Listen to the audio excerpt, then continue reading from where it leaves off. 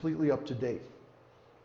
When a person gets moksha or mukti, liberation from this material world, it means their karma is finished. They have no more karma. Their karma is all wiped out by divine grace, which is the only way to get your karma wiped out.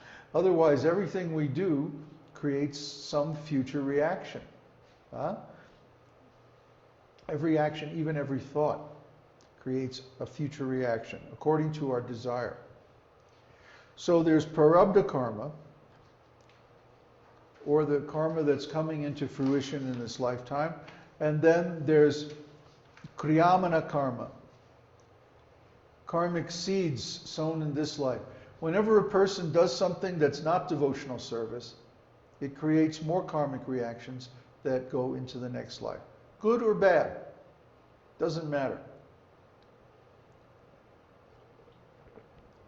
Even activities in the mode of goodness, even though they're necessary as preliminary for devotional service, unless they're also engaged in devotional service, they merely create future reactions. For example, charity. Well, let's say a person spends their money in feeding people, feeding hungry people.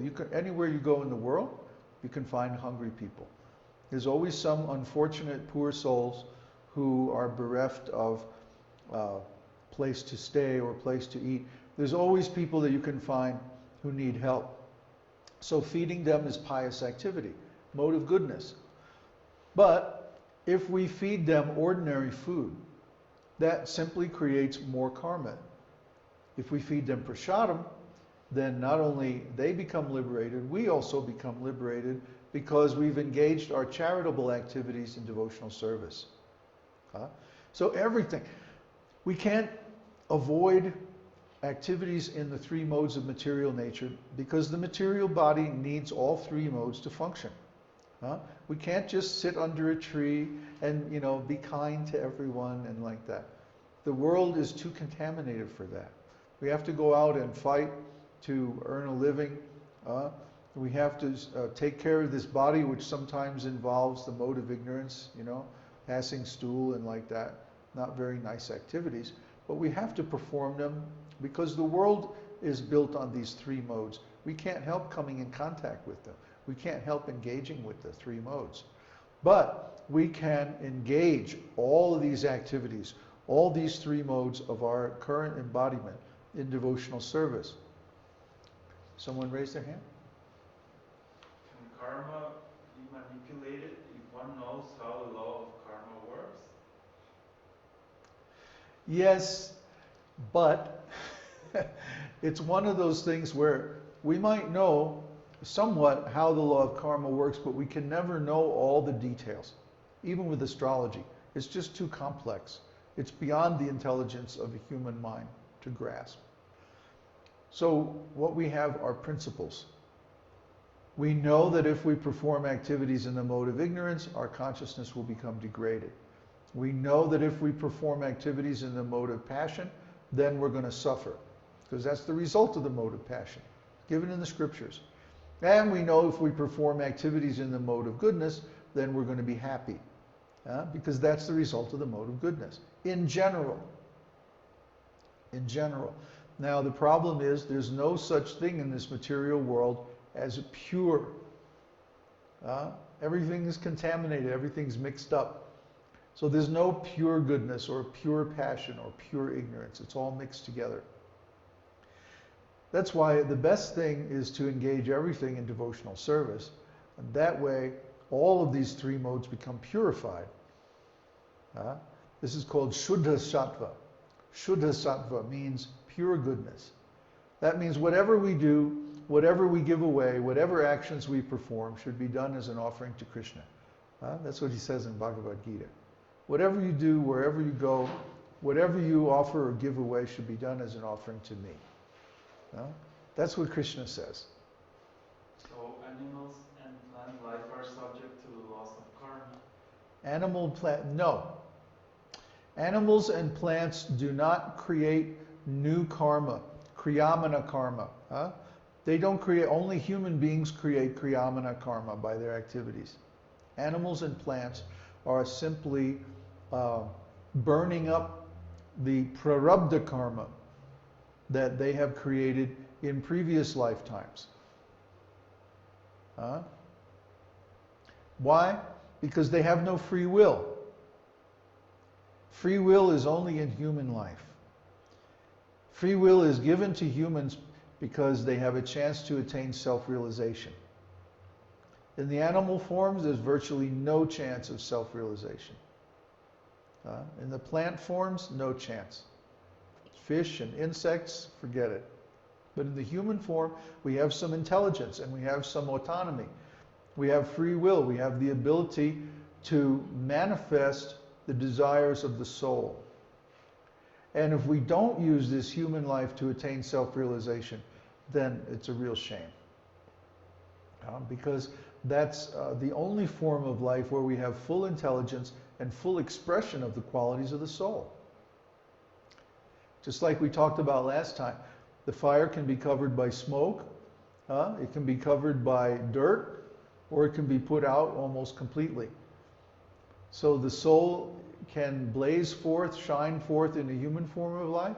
It can be covered up by an animal body to where it has much less of its actual qualities, or in a plant form covered up almost completely. Plants don't really move very much. They don't really talk. They don't express emotion and like that. Animals do. But humans have the full expression of the qualities of the soul, including the ability to attain self-realization. So, in the human form of life, we should apply ourselves to attaining self-realization so that we don't have to take birth again. Because we don't know if we're going to have a human form or an animal form or even a plant form in the next life. We don't know if we're going to take birth on the earthly planet or in a lower planet. Or even if we take birth in the heavenly planets, it's not so good for self-realization. There's too much material enjoyment. Just like if you go to Hawaii or someplace like that, everybody's vacationing, there's this very strong atmosphere of enjoyment everywhere. So it's very hard to do activities of self-realization unless you go away from everybody up in the woods or something like that. Yes? Transmigration of the soul of animals and plant life works on a sliding scale. They improve their next life is an improvement upon their previous birth. Okay. What's the question? That's the question. Is that a question? It's a sliding scale. A sliding scale. What do you mean a sliding scale? Plant, and then a better plant, and animal. Well, yeah, and Prabhupada makes a mention of that he says evolution is evolution of consciousness. It is not evolution of bodily forms. A species, we've never seen, no one has ever observed another species coming from a different species. No one has ever observed a reptile turning into a bird. That's just a theory. But what does happen is that the soul transmigrates from lower forms to higher forms through 8,400,000 species. And finally, we get the opportunity for a human form. And then we have to exercise that for self-realization. The animal forms, like I said, they're just burning up their prarabdha karma. They have no free will. But we have the ability to choose. Do I want to live in this material world? Or do I want to go to the spiritual world, which is my real home? So let's take the opportunity to get out. And let's also influence our astrology clients that they should engage their life in this way and get out. So now in the next section, the different types of karma are discussed. And he talks about the fixed signs, the movable signs, and the dual signs. You'll notice if you look at the chart that we gave last time about the signs, some of them are fixed, movable, or dual.